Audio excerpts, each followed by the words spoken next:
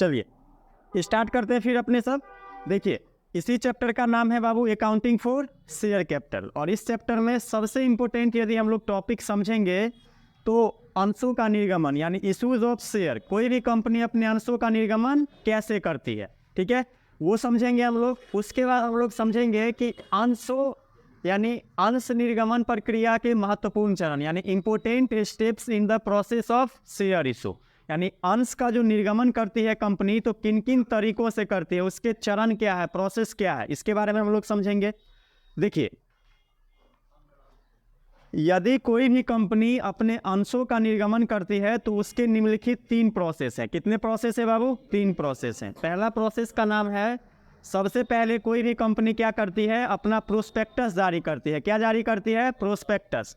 Prospectus बोलते हैं प्रविवरण पत्र को। दूसरा बार में प्रोस्पेक्टस जारी करने के बाद कंपनी आवेदन पत्रों की प्राप्ति करती है, यानी रिसीव करती है आवेदन पत्रों की, और उसके बाद कंपनी अंशों का आवंटन करती है, यानी अलॉटमेंट ऑफ शेयर्स। ठीक है, तो हम लोग तीनों के बारे में अच्छा है समझेंगे और समझ बनाएंगे। ठीक है, देखिए यदि आप कंपनी पढ़ रहे हैं ना, तो कंपनी यदि पढ़ रहे हैं तो इसके बारे में यदि समझ नहीं है ना, तब कंपनी आप के लिए कुछ भी नहीं है, मतलब फीका फीका है।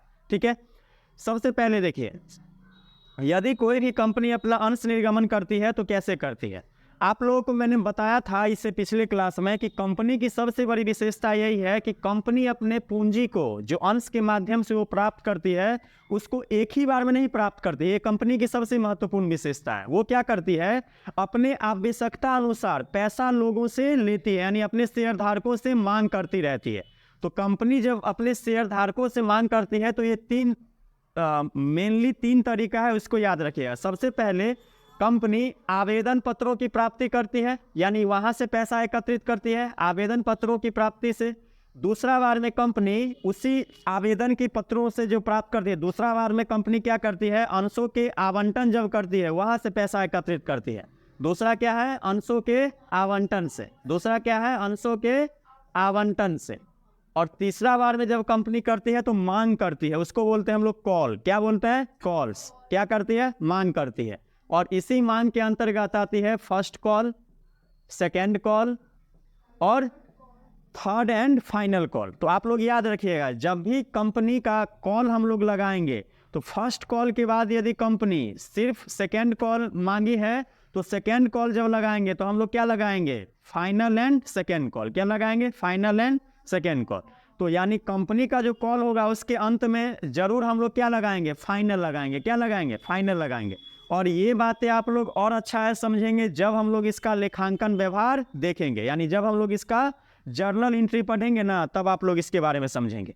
अभी हम लोगों को समझना ये है कि कोई भी कंपनी जब अपने अंशों का निर्गमन करती है तो उसके प्रक्रियाएं क्या है और उसके चरण क्या है, यानी कितने चरणों से गुजरने के बाद कोई भी कंपनी अपने अंशों को निर्गमन करती है या लोगों से प्राप्त करती है। ठीक है, सबसे पहले देखिए कोई भी कंपनी जब अस्तित्व में आती है तो सबसे पहले यानी पूंजी प्राप्त करने के लिए अंश के माध्यम से वो क्या करती है, प्रोस्पेक्टस पत्र जारी करते हैं। अब आप लोग बोलिएगा कि सर प्रोस्पेक्टस क्या होता है, प्रविवरण क्या होता है, तो समझाते हैं। देखिए ये कोई कंपनी है और ये कंपनी अस्तित्व में आया, और अस्तित्व में आने के बाद इसका रजिस्ट्रेशन हुआ होगा। और जब किसी भी कंपनी का रजिस्ट्रेशन होता है तो मैं आप लोगों को जानकारी दे दूं कि सार्वजनिक कंपनी जो होते हैं वो 3 प्रकार के डॉक्यूमेंट बनाते हैं रजिस्ट्रेशन के समय। कितने प्रकार के?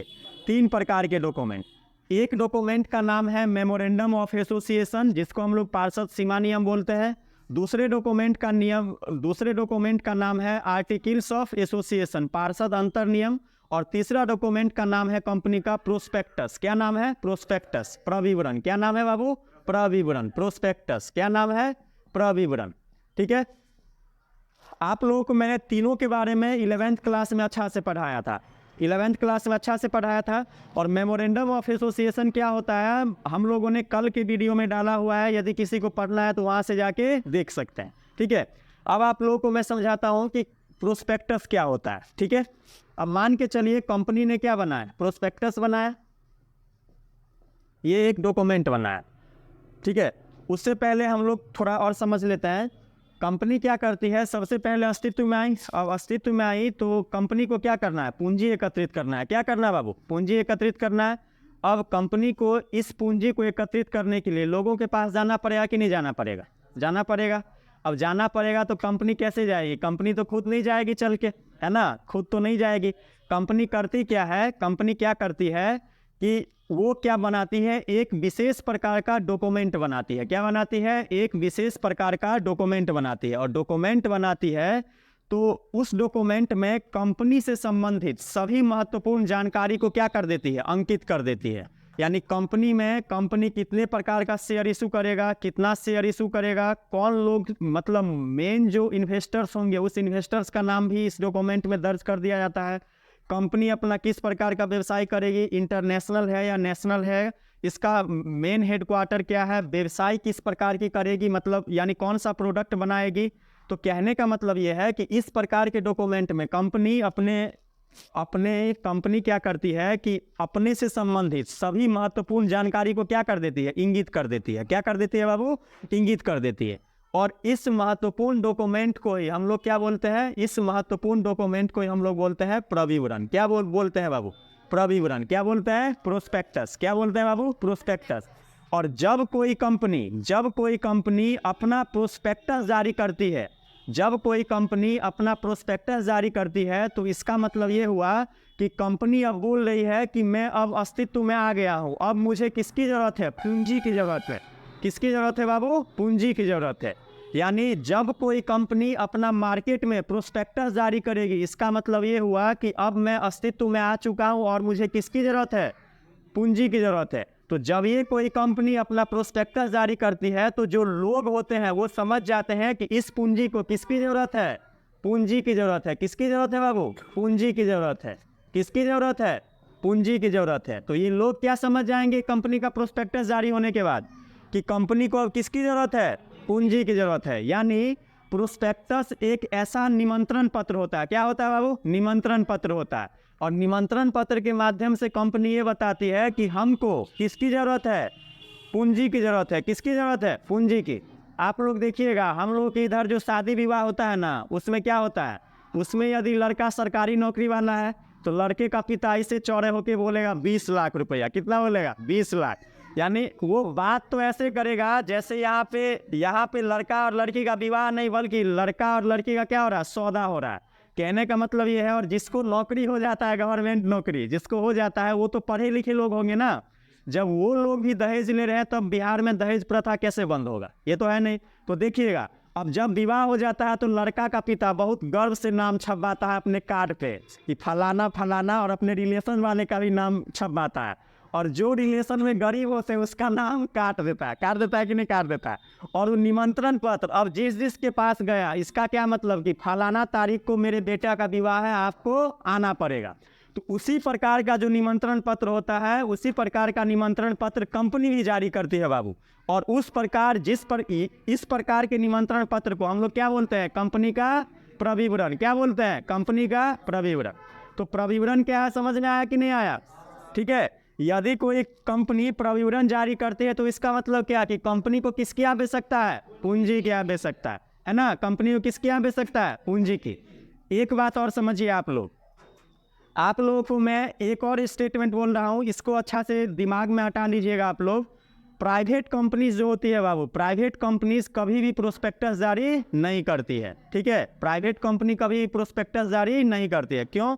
क्योंकि प्राइवेट कंपनी के बारे में जब हम लोग पढ़े थे तो उसके बारे में मैंने आप लोगों को पढ़ाया था कि प्राइवेट कंपनी अपने प्रतिभूतियों का निर्गमन मार्केट में नहीं करते। यानी मार्केट से वो लोगों से पैसा नहीं ले सकती है। तो नहीं जब ले सकती है तो उसको निमंत्रण पत्र की आवश्यकता है? नहीं है। यानी प्राइवेट कंपनी वो लड़का है जिसको विवाह तो करना है लेकिन उसके पास सरकारी नौकरी नहीं है। और देखिएगा, जिसके पास सरकारी नौकरी नहीं होता उसका विवाह भी ठीक होता है। तो किस दिन मालूम चलेगा आपको? बारात को मालूम चलता है, जिस दिन बारात जाता है उस दिन कि इसका विवाह है, हमको फलाना ठम क्या कर जाना है? बारात जाना। कहने का मतलब ये हुआ कि प्राइवेट कंपनी एक ऐसी कंपनी है जिसको क्या करना है? प्राइवेट कंपनी एक ऐसी कंपनी है जिसको पूंजी तो चाहिए, लेकिन पूंजी प्रोस्पेक्टस यानी ये क्या करती है? प्रोस्पेक्टस जारी नहीं कर सकती है। अब प्रोस्पेक्टस कौन सा कंपनी जारी करेगी? सार्वजनिक कंपनी। कौन सा कंपनी जारी करेगी? सार्वजनिक कंपनी। तो आप लोगों से बोर्ड वो स्टेटमेंट पूछेगा, सार्वजनिक कंपनी के पत्र में, सार्वजनिक कंपनी के पत्र में निम्न शामिल है, ठीक है। पार्षद सीमा नियम, पार्षद अंतर नियम और प्रविवरण, ठीक है। तो ये क्या सही स्टेटमेंट में बोल रहा हूँ या गलत बोल रहा हूँ? सही बोल रहा है या गलत बोल रहा हूँ? मैंने आप लोगों से क्या क्वेश्चन पूछा? मैंने पूछा कि सार्वजनिक कंपनी जो होती है उसके पत्र में, यानी उसका जो इम्पोर्टेंट डॉक्यूमेंट होता है, उस डॉक्यूमेंट में निम्न में से कौन कौन सा डॉक्यूमेंट शामिल होता है? कौन कौन सा होता है? पार्षद सीमा नियम होता है, पार्षद अंतर नियम होता है, और प्रोस्पेक्टस यानी प्रविवरण होता है। यानी 3 पत्र, memorandum of association, articles of association और प्रोस्पेक्टस। अब आप लोगों को मैं एक और बोल रहा हूँ, प्राइवेट कंपनी अपना प्रविवरण पत्र जारी नहीं कर सकती है। स्टेटमेंट सही है या गलत है? सही है। इतना बात समझ गए आप लोग कि प्रविवरण पत्र जारी करने का मतलब ये हुआ कि कंपनी अब बोल रही है कि हमको किसकी ज़रूरत है? पूंजी की ज़रूरत है। अब इतना बात समझ गए ना? अब देखिए दूसरा प्रोसेस क्या है कि कंपनी अब क्या करती है? आवेदन पत्रों की प्राप्ति करती है। इसको अच्छा है समझिए। जब कंपनी मार्केट में अपना प्रोस्पेक्टस जारी करती है तो लोग क्या जताते हैं? इच्छा जताते हैं कि हम आपके कंपनी का शेयर खरीद लेंगे। क्या कर लेंगे? शेयर खरीद लेंगे। तो ये लोग क्या करते हैं, यानी कंपनी, ध्यान से सुनिए बाबू, कंपनी जब प्रोस्पेक्टस अपना जारी करेगी तो इस प्रोस्पेक्टस में लिख देगी कि जो भी इच्छुक व्यक्ति है, वो इच्छुक व्यक्ति मेरे कंपनी में यदि पूंजी लगाना चाहते हैं तो वो व्यक्ति अपने आवेदन के साथ इतना रुपया मुझे फलाना बैंक में क्या कर दे, कोई अधिसूचित बैंक का नाम दे देगा और उस बैंक में बोलेगा कि आप अपने एप्लीकेशन के साथ आप वो मनी भी भेज सकते हैं। कहने का मतलब ये हुआ कि प्रोस्पेक्टस जारी किया कंपनी ने यहाँ पे क्या किया? प्रोस्पेक्टस जारी किया। जो लोग थे उन्होंने क्या किया? इच्छा प्रकट किया। और इसका मतलब ये हुआ कि जब कंपनी प्रोस्पेक्टस जारी करी है तो लोग इच्छा जता रहे हैं कि नहीं जता रहे हैं? और जब इच्छा जता रहे हैं तो इसी प्रोस्पेक्टस में एक और चीज़ का उल्लेख कर देगा कंपनी को, आपको प्रोस्पेक्टस के साथ 5 रुपये का राशि हमको देना है। किसको देना है? हमको देना है। किस फॉर्म के साथ? आवेदन के साथ। किसके साथ? आवेदन के साथ। आप लोग जब पढ़े होंगे तो आप लोग 10th क्लास का एग्जाम दिए होंगे तो रजिस्ट्रेशन करवाए होंगे, और रजिस्ट्रेशन के बाद परीक्षा से कुछ दिन पहले आप लोग फॉर्म भरे थे कि नहीं भरे थे? Application form. तो फॉर्म क्यों भरे थे? फॉर्म इसलिए भरे थे ताकि आप 10th के एग्जाम देने वाले हैं, आपके नाम का, यानी आप एक स्टूडेंट है, ठीक है, यानी आपका इतना क्रमांक है, आप यहाँ के स्टूडेंट हैं, आपका एड्रेस यहाँ है, आप बिहार बोर्ड से इस बार एग्जाम दे रहे हैं ताकि आप बिहार बोर्ड के नज़र में क्या हो जाए? रजिस्टर्ड हो जाए। क्या हो जाए? रजिस्टर्ड हो जाए, और आपका एप्लीकेशन बिहार बोर्ड के पास चला जाए।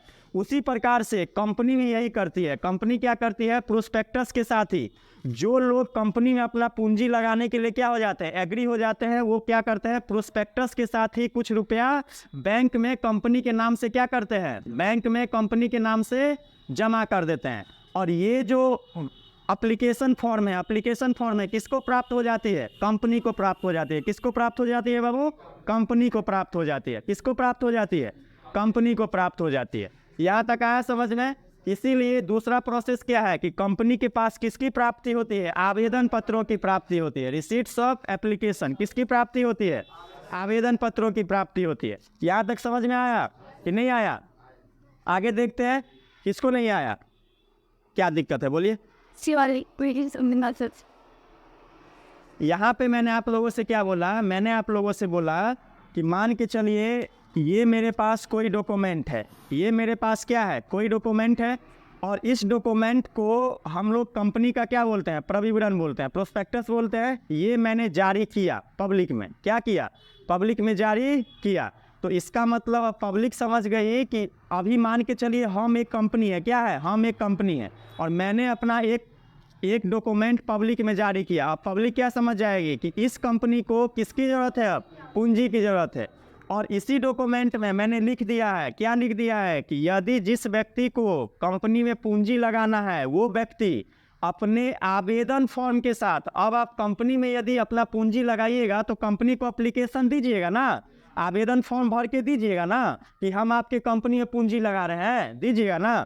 तो कंपनी यहाँ पे क्या कह रही है, कंपनी यहाँ पे कह रही है कि इसी डॉक्यूमेंट में कंपनी बोल रही है कि आप अपने आवेदन फॉर्म के साथ कुछ रुपया भी क्या करिए, कंपनी के नाम से बैंक में जमा करवा दीजिए। तो ये जो होता है, ये प्रोसेस कंपनी के अंशों के निर्गमन का क्या होता है, दूसरा प्रोसेस होता है। कौन सा प्रोसेस होता है, दूसरा प्रोसेस होता है। नहीं तो आप सिर्फ आवेदन देंगे तो कैसे समझेगी कंपनी, ये तो नहीं है ना। अब आवेदन दिए और कंपनी ने आपका नाम का रजिस्ट्रेशन मान के चलिए कर लिया, और आप अब कंपनी में पैसा ही नहीं दे रहे हैं, तो उसका क्या हो जाएगा, फेक हो जाएगा ना, हो जाएगा कि नहीं हो जाएगा। इसीलिए आवेदन पत्रों की प्राप्ति के साथ ही कंपनी किसकी मांग करती है, कंपनी कुछ रुपये की भी मांग करती है। किसकी मांग करती है, कुछ रुपये की भी मांग करती है।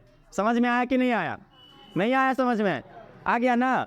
अब यहाँ पे एक और बात समझिए, यहाँ पे मैंने आपको बोला कि यहाँ पे कंपनी ने आवेदन प्राप्त कर लिया। अब मान के चलिए कि कंपनी ने बोला कि हमको 5 रुपया एप्लीकेशन के साथ चाहिए। कितना रुपया एप्लीकेशन के साथ चाहिए, 5 रुपया चाहिए। कितना रुपया चाहिए बाबू, 5 रुपया।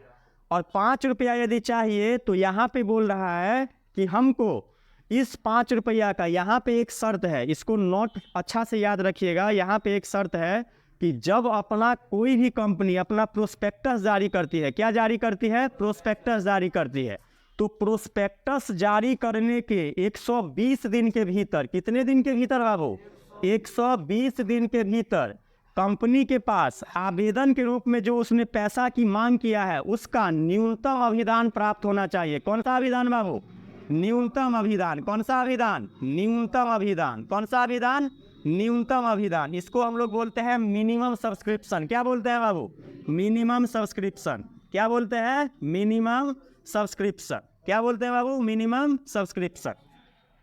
तो अब आप लोग बोलिएगा कि सर मिनिमम सब्सक्रिप्शन क्या होता है, क्वेश्चन तो आएगा ना। न्यूनतम अभिदान क्या होता है, मिनिमम सब्सक्रिप्शन क्या होता है। तो मिनिमम सब्सक्रिप्शन के बारे में अच्छा समझिए, अच्छा समझिए।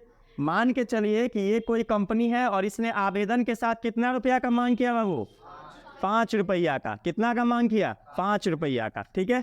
अब 5 रुपया का मांग किया तो न्यूनतम अभिदान बोलता है, कंपनी अधिनियम 2013 के प्रावधानों के अनुसार कंपनी बताती है कि न्यूनतम अभिदान वह राशि होती है जो मांगी गई राशि का कम से कम 90% होना चाहिए। कितना परसेंट होना चाहिए, 90%। किसका, मांगी गई राशि का। किसका, मांगी गई राशि का। यहाँ पे राशि कितना मांगा गया है, 5 रुपया। और 5 रुपया का यहाँ पे कंपनी को कितना प्राप्त होना चाहिए, 90%। कितना प्राप्त होना चाहिए, 90%।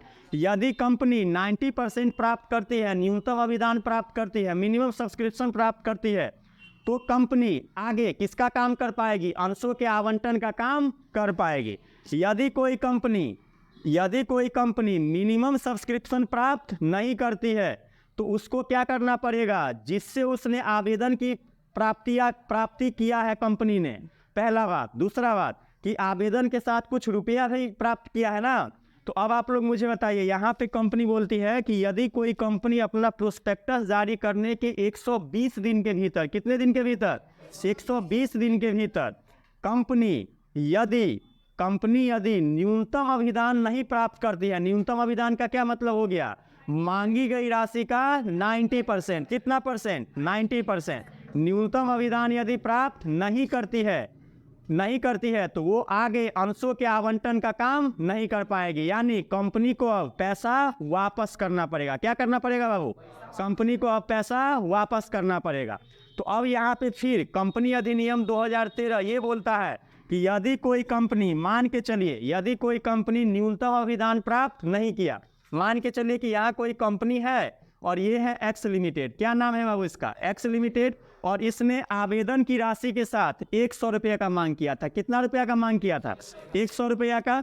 तो यहाँ पे कंपनी अधिनियम 2013 क्या बोलता है कि मांगी गई राशि का कंपनी यदि प्रोस्पेक्टस पत्र जारी करती है और प्रोस्पेक्टस पत्र जारी करने के 120 दिन के भीतर कंपनी को न्यूनतम अभिदान प्राप्त होना चाहिए।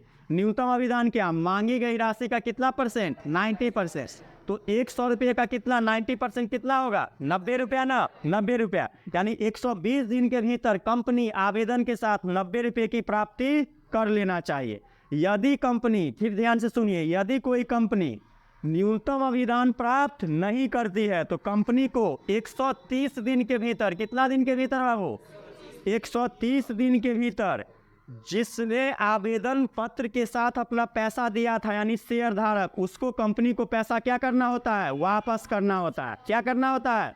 वापस करना होता है। ठीक है, क्या करना होता है? वापस करना होता है।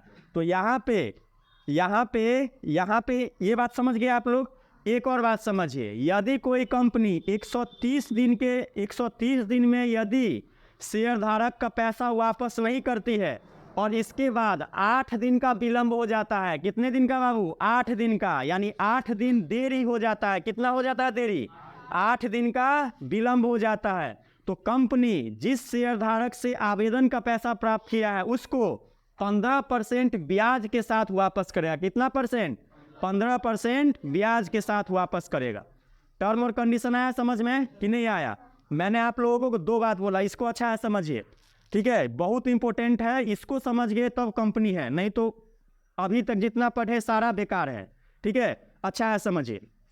यहाँ पे मैंने आपको बोला कि सबसे पहले कंपनी ने प्रोस्पेक्टस जारी किया और प्रोस्पेक्टस जारी करने के बाद यानी अब लोग समझ गए कि कंपनी को किसकी ज़रूरत है? पूंजी की ज़रूरत है। और कंपनी ने उसी प्रोस्पेक्टस में क्या लिख दिया कि हमको आवेदन के साथ इतना रुपया चाहिए। मान के चलिए कंपनी ने बोला कि हमको आवेदन के साथ 100 रुपया चाहिए। तो यहाँ पे कंपनी अधिनियम 2013 के प्रावधानों के अनुसार कंपनी बोलती है कि मांगी गई राशि का न्यूनतम अभिदान प्राप्त होना चाहिए। कितने दिन में बाबू? 120 दिन में। कितने दिन में? 120 दिन में।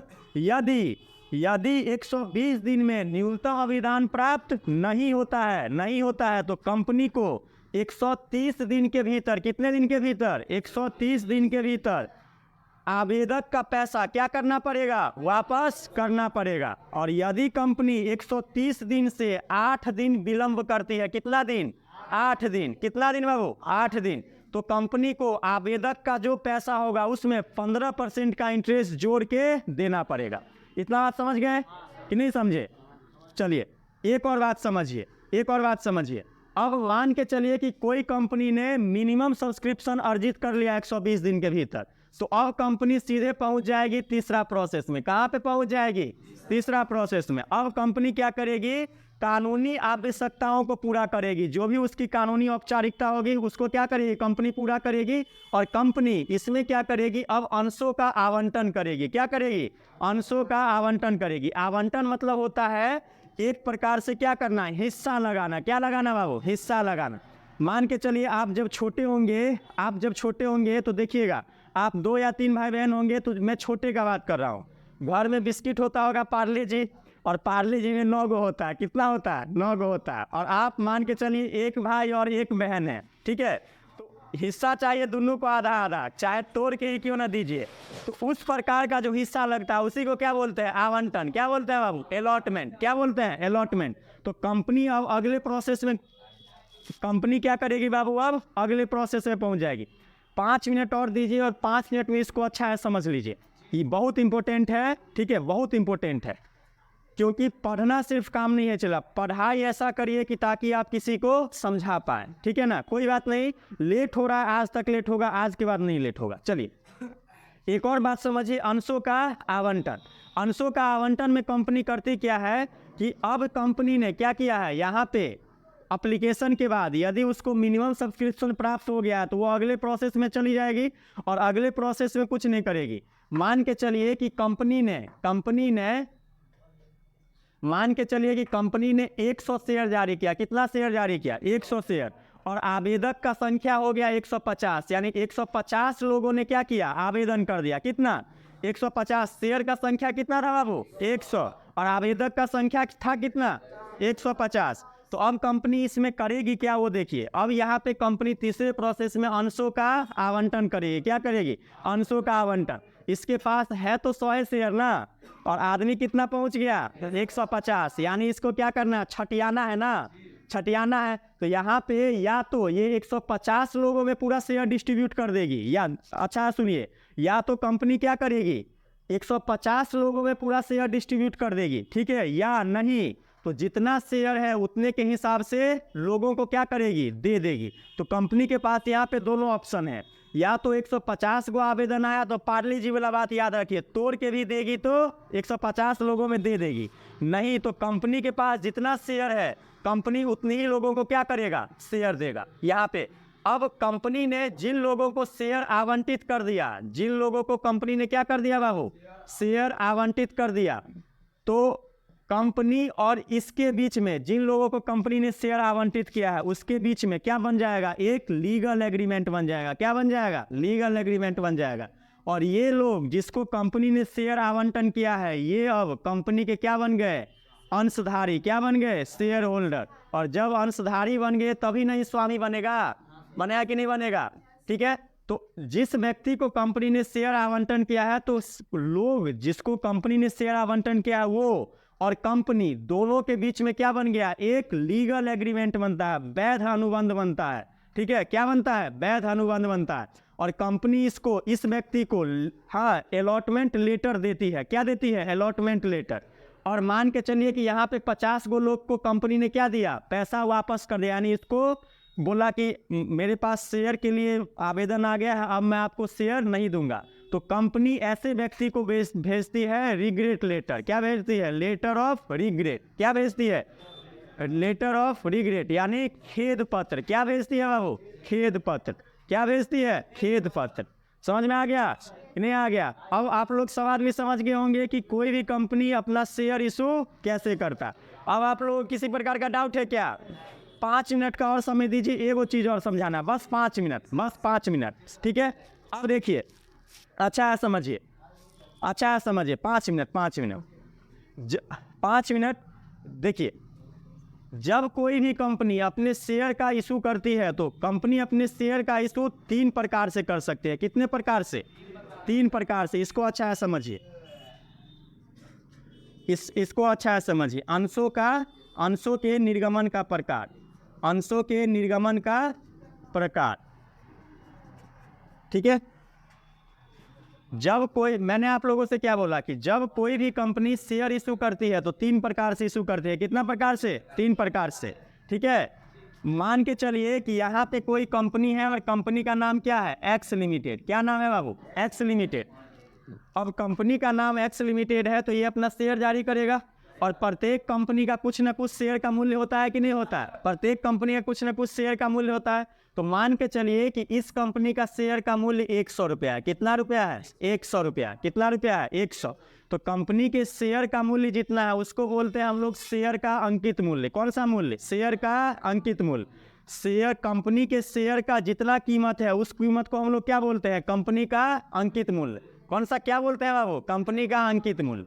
और इस शेयर को कंपनी 3 प्रकार से जारी कर सकती है। पहला प्रकार देखिए, पहला प्रकार से जब जारी करती है कंपनी तो उसको बोलते हैं सम मूल्य पर निर्गमन। किस मूल्य पे बाबू, सम मूल्य पर, सम मूल्य पर निर्गमन। इसको इंग्लिश में बोलते हैं इशू एट पर। क्या बोलते हैं, इशू एट पर। दूसरा बार जब दूसरा तरीका है कि कंपनी अपने अंशों का निर्गमन किस पे कर सकती है, छूट पर निर्गमन कर सकती है। किस पर, छूट पर निर्गमन। किस पर निर्गमन बाबू, छूट पर। तो यानी issue at discount, issue at discount. और तीसरा तरीका है कि कंपनी अपने शेयर को, ठीक है, अधिमूल्य पे निर्गमन कर सकती है। किस मूल्य पे, अधिमूल्य पे, अधिमूल्य पर निर्गमन। किस पर निर्गमन बाबू, अधिमूल्य पर। और अधिमूल्य पे निर्गमन को क्या बोलते हैं, इशू एट प्रीमियम। क्या बोलते हैं बाबू, इशू एट प्रीमियम। क्या बोलते हैं, इशू एट प्रीमियम। अब 2 मिनट और अच्छा से देखिए, कंपनी अपने अंशों का निर्गमन कितने प्रकार से, 3 प्रकार से। अब कंपनी के अंश का अंकित मूल्य कितना होगा, समझ गए ना आप लोग। यानी कंपनी के अंश का जितना कीमत होगा वो उसका क्या होगा, अंकित मूल्य, ठीक है। क्या होगा, अंकित मूल्य। और कोई भी कंपनी अपने अंशों का निर्गमन कितने प्रकार से, 3 प्रकार से। पहला कि या तो कंपनी अपने अंशों का निर्गमन सम मूल्य पे कर सकती है। किस पे, सम मूल्य पे। सम मूल्य मतलब हुआ इशू एट पर, ठीक है। दूसरा बार कि कंपनी अपने शेयर का निर्गमन किस पे कर सकती है, छूट पे। किस पे, छूट पे, इशू एट डिस्काउंट। और तीसरा मैंने क्या बोला आप लोगों से कि कंपनी अपने शेयर्स का निर्गमन किस पे कर सकती है, अधिलाभ पे। किस पे, अधिलाभ पे। और इसको बोलते हैं इशू एट प्रीमियम। अब इसको अच्छा है समझिए। जब कंपनी अपने शेयर, ध्यान से सुनिए बाबू, जब कंपनी अपने शेयर का निर्गमन सम मूल्य पे ही कर दे, किस मूल्य पे? जब कंपनी अपने शेयर का निर्गमन अंकित मूल्य पे ही कर दे, किस मूल्य पे कर दे? अंकित मूल्य पे। यानी कंपनी का शेयर का कीमत था कितना? 100 रुपया, और कंपनी ने अपने शेयर को मार्केट में 100 रुपया में ही निर्गमन कर दिया। कितने रुपया में निर्गमन कर दिया? 100 रुपया में। तो इसको बोलते हैं इशू एट पर। क्या बोलते हैं? इशू एट पर। यानी कंपनी ने अपने शेयर का निर्गमन किस पे किया है? सम मूल्य पे। किस पे किया है? सम मूल्य पे।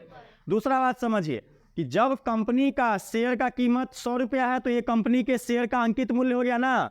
और दूसरा बात समझिए, जब कंपनी अपने शेयर के अंकित मूल्य से कम मूल्य पे शेयर निर्गमन करता है, किस मूल्य पे बाबू? कम मूल्य पे। यानी कंपनी के शेयर का अंकित मूल्य है कितना? 100 रुपया, और इसने अपने शेयर को मार्केट में 95 रुपया में जारी कर दिया। कितना रुपया में? 95 रुपया में।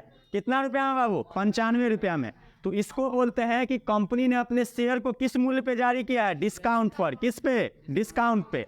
किस पे जारी किया है? डिस्काउंट पे। यहाँ 100 रुपया अंकित मूल्य था और 95 रुपया में जारी किया, यानी 5 रुपये का छूट दे रहा है ना कंपनी, दे रहा है ना। और ये क्यों करता है? इसलिए करता है क्योंकि कंपनी का रेपुटेशन अभी क्या है? उतना अच्छा नहीं है। कंपनी का साख उतना अच्छा अभी नहीं है, इसीलिए कंपनी किस पे निर्गमन कर रही है? डिस्काउंट से। और तीसरा होता है कि जब कंपनी का साख मार्केट में क्या हो जाता है? अधिक हो जाता है। साख जब अधिक होगा तो क्या होगा? लाभ की मात्रा ही बढ़ेगा, कंपनी का नेटवर्थ बढ़ेगा, और जब कंपनी का नेटवर्थ बढ़ेगा तो कंपनी अपने शेयर को किस पे जारी करती है? अधिमूल्य पे। किस पे? अधिमूल्य पे, प्रीमियम। अधिमूल्य पे जारी करने का मतलब ये हो गया कि कंपनी के शेयर का जितना अंकित मूल्य है उस अंकित मूल्य से अधिक पे जारी कर रही है। किस पे जारी कर रही है? अधिक पे।